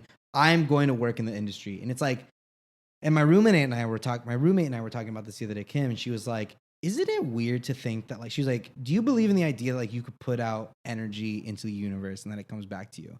And she's like, and not from like this, like this metaphysical aspect, but like, she's like, I think it's like, comes from like a scientific base. Like, I think she's like, you focus and have put so much and think and know manifestation that you're going to be like, I'm not going to be the next Nolan, and I'm not going to be the next Spielberg, and I'm not going to be the next Scorsese. I've accepted. I'm not trying to win an Oscar. Well, that's not ever my goal. That's them, though. That's also their. But I'm saying like I've never in my head been like, I am going to be an Oscar winner. That's never it, because that's not only like a crazy unrealistic like goal to achieve. I just want to make good movies, and you and I were texting about this, and it's like, I just want to head towards something that I knew that I was always going to work in the industry. Just something. I don't know. My aunt works at Warner Brothers. She's a sound designer. And I remember like in high school, I was sitting in with her, and that was like a surreal experience for me. That's crazy. Yeah. Yeah. Jump ahead. I'm like acting. I'm going to be an actor. I'm going to be an actor. I'm going to get new headshots. I'm going to do this. I'm going to do that. Yeah. Lived in Long Beach. Always working toward LA. Living in Long Beach, doing this, doing that. And then just got stuck. Like I was just a server, and I wasn't doing anything. And I was just partying. And I would wake up at 12 and I'd go to work, and then I'd stay up all night partying, and then I'd go to work. And then it was like this cycle. Long Beach kind of turned into this like cycle. And my mom reached out to me, and she was like, look, you got to do something. And I'm like, no, I am. I'm working toward being an actor. She's like, are you though? But are you though? Yeah. And I'm like, yeah, no, I just got to save up money for headshots. How many actors are just trying to save up money for headshots, or just trying to save up money for like an acting class, you know class what I mean? Or whatever. Yeah. Yeah. It's just like, and that's kind of, but I was in the standpoint though where I wasn't doing anything. You're at least doing something. I mean, well, with this, you're working toward it. Like, don't try to be humble. You're doing something. Yes. You're auditioning every day. Yes. I wasn't. Yeah. You have headshots. You're reaching out to agents. I wasn't. Yeah. I was just like, oh, I'm just gonna get headshots. Yeah. She came to me with LA Film School, and I was like, okay, I'll try and look at it. I'll do it. Yeah. I took this on-set tour, and I was like, oh yeah. This is it. This is it. Like I knew it. I was like, oh, this is it. This is it. Nice. And then a month later, October 2017, I enrolled, and it's a very hands-on school. Yeah. That's kind of like the biggest reason. It's really interesting because I know of people that are studying film, and they're like, it's interesting because they're like, I watch a lot of movies. He's like, but that's what my school teaches. They teach us the art of film, where your school teaches you how to make film. Yeah, interesting. And it was oh, wow. So that's kind of why I've had this, like, why like every class, it's like, you need to make something. You need to make something. And it was cool because it's like, how many chances do you get where like your homework is literally to just create something? Yeah. And I was always really late on the assignments. Like they'd be like, okay, we need your dailies this week. And I would never, like Gray, dude. Yeah. I had like a rough pitch. I turned in the pitch a week late. I turned in the like dailies, like, because I need to make sure that if I'm going to make something, it needs to be something that I'm proud of. And it's never, none of my projects were ever a student project. They were always trying to be something bigger than myself. Professional projects. Something like a calling card. Yeah. So totally. Throughout film school, that was my main thing was I'm going to make this isn't a student project. This is, if you look at my thing, I hope that if someone looks through my things, they're not looking at these like, oh, that just looks like a student project. Yeah. Well, regardless, you are a person operating with professional equipment. Yeah. So just because you were technically in school does not mean that you should be viewing it as a student project. You're like, no, this is the stuff I'm going to be making regardless. And through that, I definitely learned about. I built like a work ethic that I follow, that I've learned from my family, my grandpa, and people throughout my life, my mom especially, and things like that. Really like just work ethic. A strong work ethic has always been like the backbone of how I want people to like look at me. And I carried that through to filmmaking. And it's why when I started pushing Andromeda, when I reached out to my UPM, one of my producers, Joe, he was the first person I called about the project. And I'm like, this is going to be the most professional thing I do. This is going to be the most ambitious project I make. Yeah. I'm not cutting corners on this. I want this to be this is going to be my calling card to my life. And I need to make sure this is going to be just strong as hell. Yeah. And that's kind of been our mission statement throughout this whole project, which is why like the COVID situation has been frustrating, because it's like we had everything. We had contracts with SAG. Yeah. We had a 40-man crew. We were about to work with Panavision. We were having all these different things locked in, contracts, like hard deals.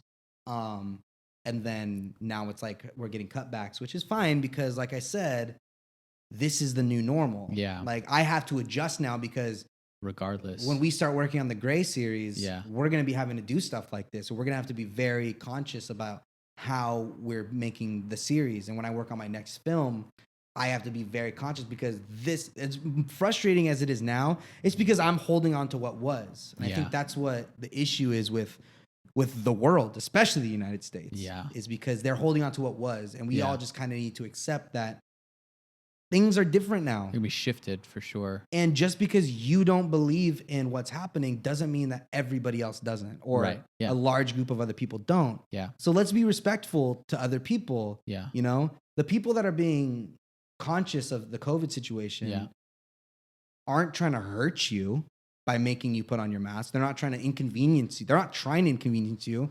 They're trying to watch themselves and trying to watch their families. So it's just like, it's frustrating because I understand it, but it's frustrating because I'm in it. Right. Yeah. So it's affecting one of your projects. Yeah. But that's the thing too, is I don't think necessarily that the new normal, like say a year from now, I think that we'll be able to go back to having larger scale productions. Yeah. But it's going to be with a more conscious headspace of like, okay, how do we make sure everybody feels safe and comfortable and hygienic, you know, and you know, the rule like on theater or in any world making films or telling stories with actors and stuff is like, don't touch props that aren't yours. Yes. It's like number one rule is don't touch props that aren't yours.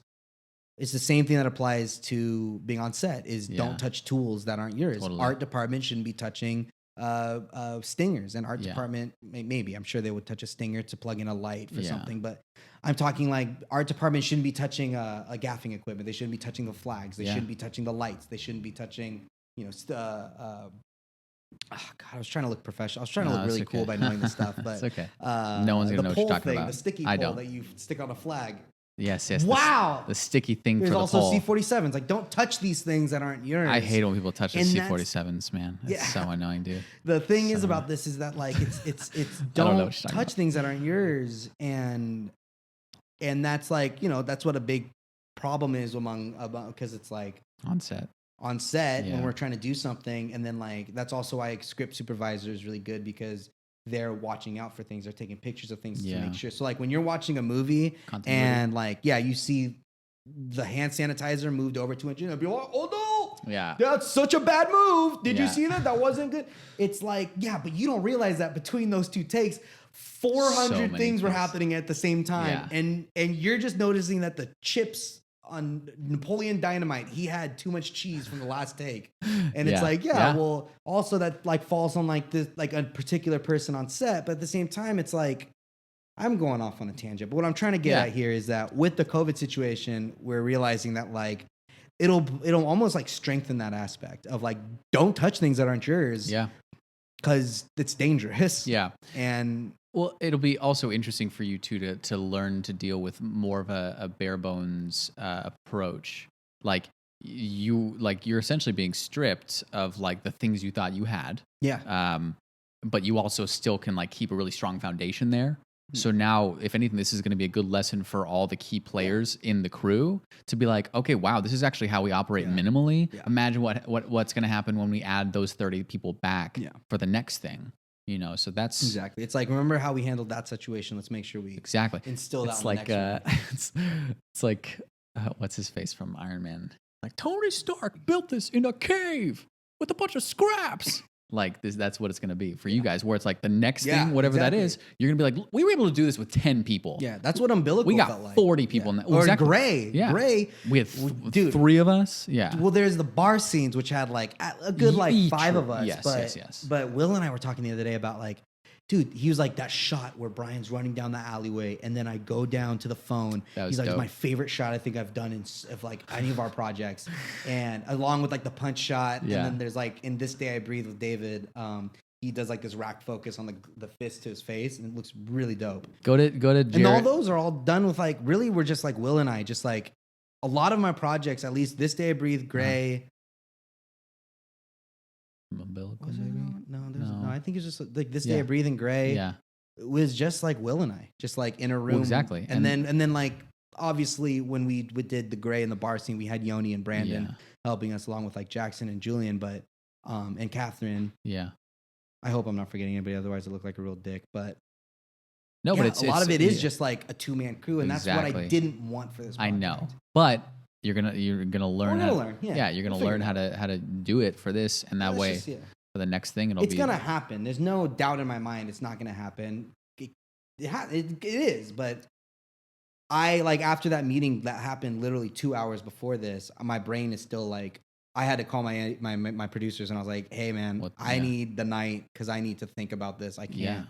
I'm way too exhausted to even like figure out how like basically everything we had is out the window. We need to start from scratch. Which is crazy. Yeah, but at the same time, like what a timely time to do this podcast it's fine because we have another month. Like the production keeps getting pushed back, and it's like. Frustrating, but at the same time, it's like, okay, we have more time now. Now we could focus. Yeah. Well, wait, so when you were supposed to start shooting? We were supposed to start shooting in June 20th, and June 19th was like our prep day. I was going to have rehearsals all like 1 day per week throughout this time. My birthday, June 21st, was going to be in there. And it was a whole thing. So now I'm freed up for Brian's birthday. Yeah. Wait, so when is filming? Sorry, I'm going to sneeze. When is filming pushed back for you guys now? Well, because LA's stay-at-home order got locked in for another month. Right. We're probably going to have to do it again. Our big motto was, if we get pushed back, we're just going to push back exactly another month. So it was May 19th. Wow. And 20th. And then it's now June 19th, 20th. See, now that that's on hold, now we're going to July 19th and 20th. The beautiful thing though. It's every month. It's just. I mean, I know that it's not ideal to have it be continuously pushed back, and like we'll keep hearing the changes as they come from the city and everything. But number one, it gives you more time to prep. And also, number two, no one's blaming anyone. It's kind of like, these are outside forces. Yeah. And you have you're getting the funding literally as we're recording this. You're getting the funding. So you will have the materials and the people you need. And then it's just kind of like waiting to go. And it's why I can't be mad at the school, because I know the school is they're trying their best. They're following the mayor's orders. They're following all the health guidelines that they're trying to do. Like I said, they're following what Lionsgate's doing. And so I can't, you're right. I can't be mad at anybody because it's nobody's fault. Yeah, it's literally. And all I have to do is just abide and just make sure that I'm ready for the next move, and I'm ready and how to handle the next step. And that's just it. Yeah. And like, I mean, I'm glad I have such a great team. Honestly, just such a good team working on this, because if it was just me by myself, I would have. You'd be going nuts. I have a shaved head right now. Yeah. Well, and also, your actors are going to understand, and it's like everyone's understanding because we're all in this together. My teacher was like, maybe like we don't know, maybe this could like you guys might not be able to start production until May 2021, and I was like, no. Yeah, let's cut that out. Yeah. No. Yeah. That's right. Yeah, I was like, that's fine. Not. Yeah, we're gonna. No, it's definitely it is getting done. Yeah. And I'm still excited. It's just like, now we just got to figure out a new plan. And that's kind of what this whole thing's about, is just like, I was on a roll. I was doing like, we were ready. We were boom, we were bob, we were bend, but that, yep, whoa, we got the concept art, we got the layouts, we got a construction, we're going to do this. And then it's like, oh, all right, now we got to figure out how to handle this next move. I mean, we could literally have a whole episode devoted to like talking about the inner workings of your film, but no, that's why this is the perfect time for this episode to be happening, because number one, we've already discussed like how you found your way to directing and like kind of what you had to do to get there, and like that required being in Long Beach and like serving and then realizing, wow, I'm not working hard enough. Is that because I'm not into acting as much as, oh wow, it turns out I'm really passionate about directing. But like also the other reason that this is important episode right now for you is because you're now literally fighting setbacks that are happening and that are affecting your cast and your crew, and you guys are doing a hell of a job at it. And that's the freaking boulder that y'all are pushing uphill. You know, like that's important. So I think I just think it's important for the listeners or viewers to like know these. You had a really good thing you said about like what when you said something about kind of always had like this idea when you were serving in Long Beach, or when you were doing this thing, or you were working towards something, you always had this realization is what you said. Like it was like you get a setback and then you get a realization. You get a setback and you get a realization. It's like, honestly, if there's any advice I'd give anybody, it's just like listen to those realizations every now and then, because like you did, even here, it's like come back, listen to those realizations. Don't ignore them. Don't push them off, because if I pushed off what people brought to me, had it been, hey, do you want to audition for this play in high school? And I didn't push that. And I just went, no, even though I kind of fell into it and I was still kind of like, I'll try it out. I would not be where I am had I not listened to my mom when she came to me and was like, hey, how would you try this out? And I was like, nah, I wouldn't be where I am. So it's like, just listen to the people that are really looking out for you and they're trying to, that care about you, because, they're listening to things that you sometimes doubt about yourself. And everyone has such a different view of you than you have of yourself. Like you would live with yourself every day. You see it yourself in the mirror. They can see your potential when you can't. And they, exactly. They see your potential and you can't. And with that, it almost is like, you just have to listen to that. And then you, I had such a good thing to say. It was so good. It was so good, and I lost it. But but I mean, it goes in line with what I was saying about being in New York. How like I just had this gut feeling like, you know what, I actually think I need to move to LA to pursue like what's really driving me. I think my interests have shifted, and I think that my passion is actually lying in a thing that I haven't given enough time to.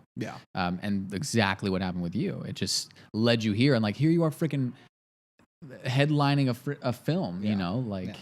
I'm like two projects away from one project away from doing my feature.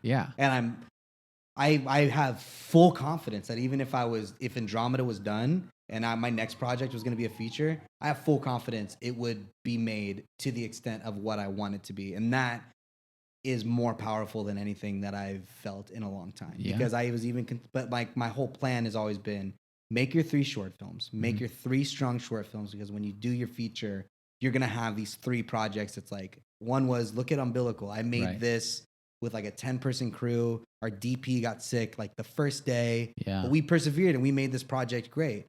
Andromeda was this project that we were making in the middle of COVID. Look at what we did with what we had. And that's that. And then the third project, and then when I make my feature, or I'm looking for like investors for my feature, I'm already have this confidence of like, look what I did with this. And imagine what I could do with that. You know what I mean? Totally. And that's like, because and that's my plan. People have their own plans. I know people that have already made their feature, and that's awesome because they did it, and that's dope. Great. And I don't know if I would call myself like nervous or scared to do it. Like you could chalk it up to, oh, he's scared, but at the same time, I was like, no, I want to make sure that I'm ready, because the last thing that I want to do is be in charge of $1 million. Oh my God. And be like,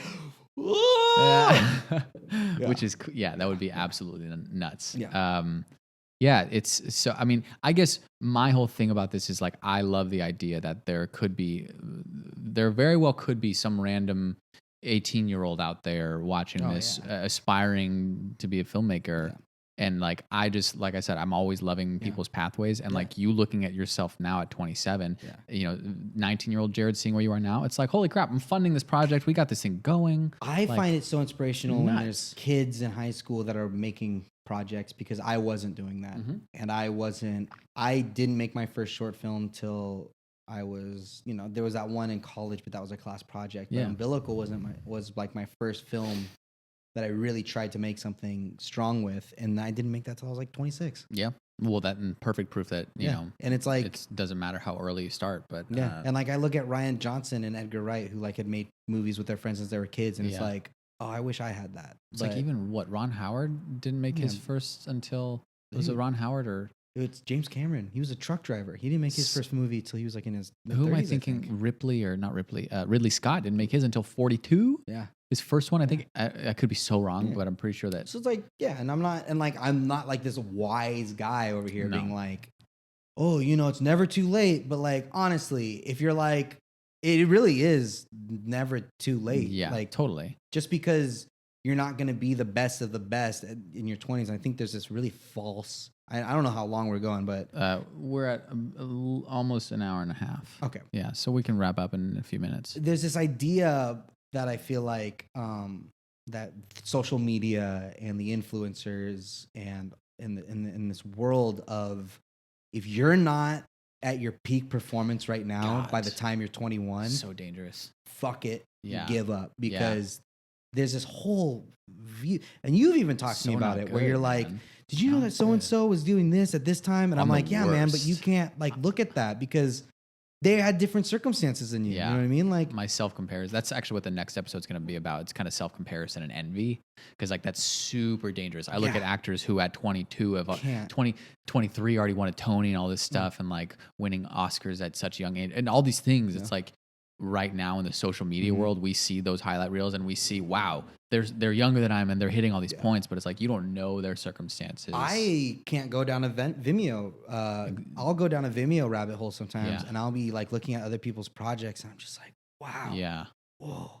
It's dangerous. I'm nowhere near that. How are they doing this? They're making like, oh my God, how are they doing? And then I start getting all up in my head and I start freaking out, and then it's like, you can't. And especially if you're in your, like, if you're 18 or you're 19 or you're 20 and you're like, well, I'm not at 1 million followers. Guess I just give up now. Might as well give up now. Or I'm not hitting these parts at like these other.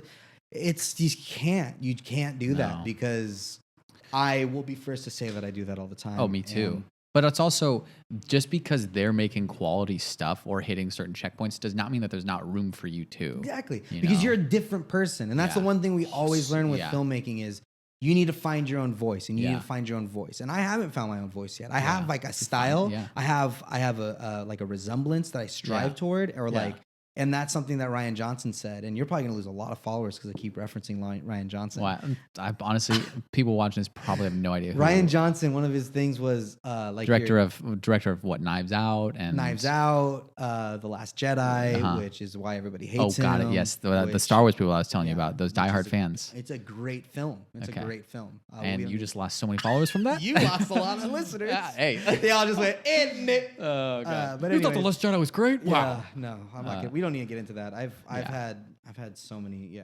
But so what did he say? He said something about going to film school and this idea that your I don't know what the word is, but like your phase, where your copycat phase is the most important phase in your career, because you learn not only so much about what it takes to get those like if you love Quentin Tarantino and you want to make Quentin Tarantino style films, that's awesome. That's also Quentin Tarantino.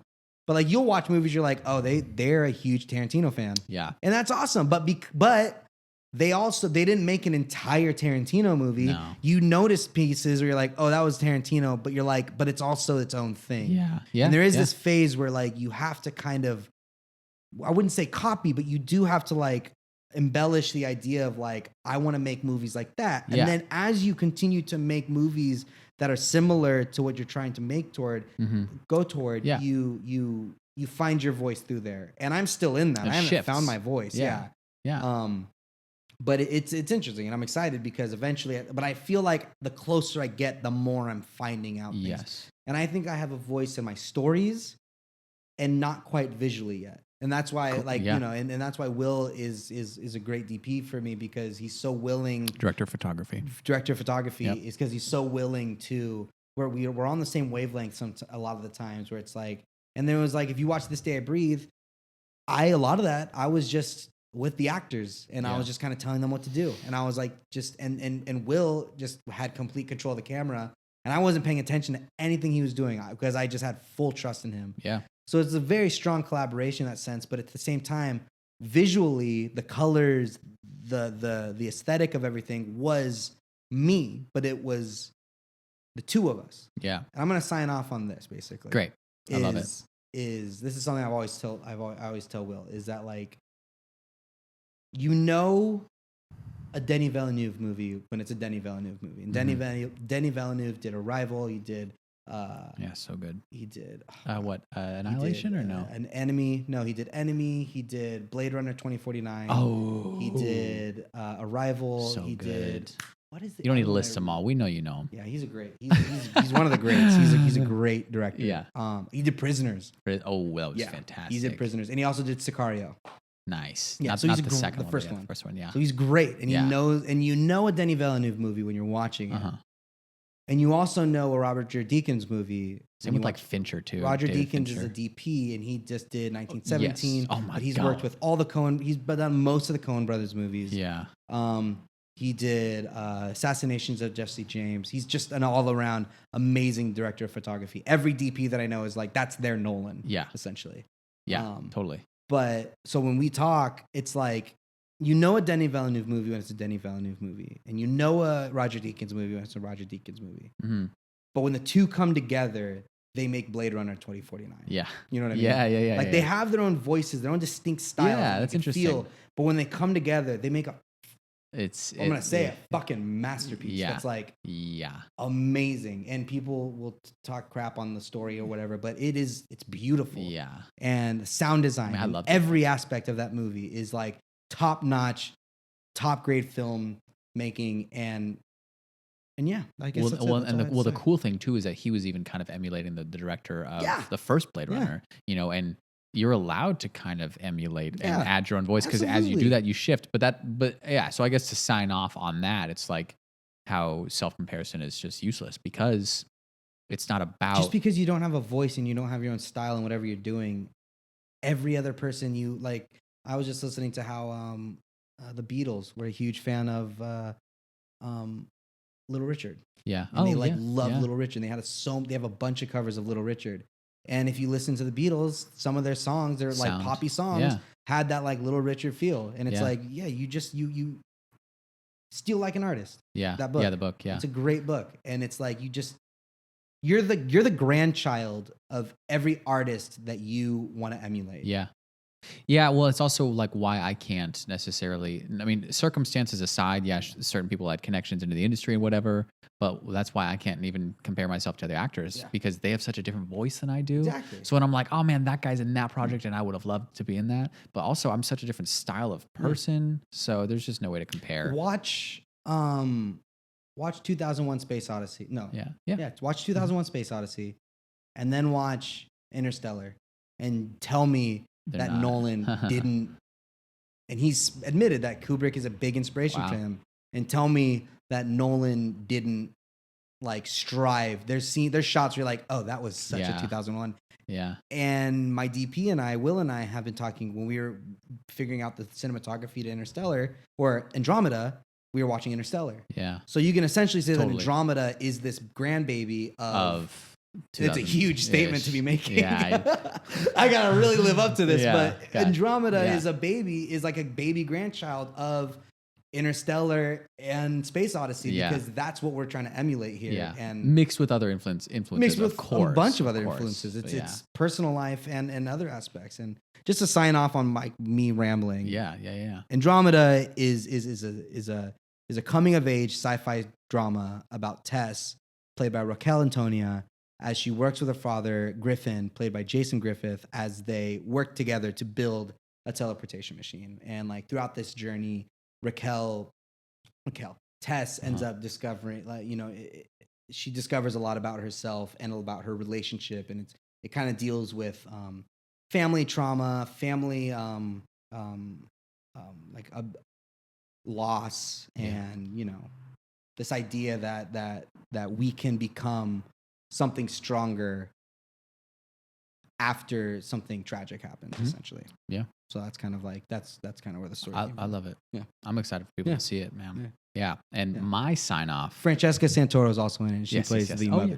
She plays Jacqueline in the story. So yeah. I mean, they all killed it in their so auditions. Good. Man, they're so good.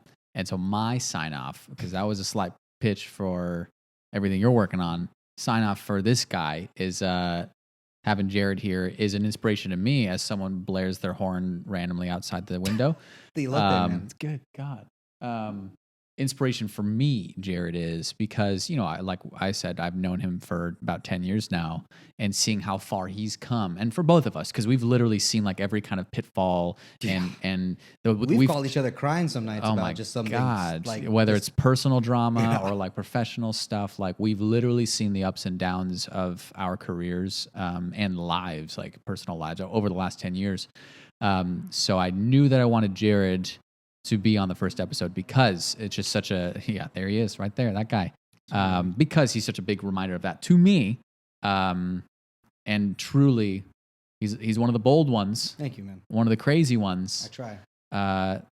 Going uphill, man, you know, fighting that uphill battle. We're in it. We're in that uphill battle right now. With that, everybody, go check out Jared's Vimeo account if you want to see his past work. Jared Deiro's Vimeo account. You'll know how to spell his name through this. But then also Seed and Spark, is the fundraising platform. I'll put a link in the descriptions as well. And I'll link, you know, social media and all that stuff, just in case you want to check out any of all the good stuff. But yeah, so I think that's all we got today, guys. We got a lot, too. We got a lot to listen to. He said, we got like an hour, and I drank a full cup of coffee. I'm like, hey, you know what, we'll though? Get it done. Yeah, we got it done. So, I think that's all we got. Let's do it. Awesome. Yeah. I would shake your hand, but we can't. So we'll just do like a Air 5. There it is. And thanks for listening, everybody. I will see you here next episode. Stay bold. Keep climbing.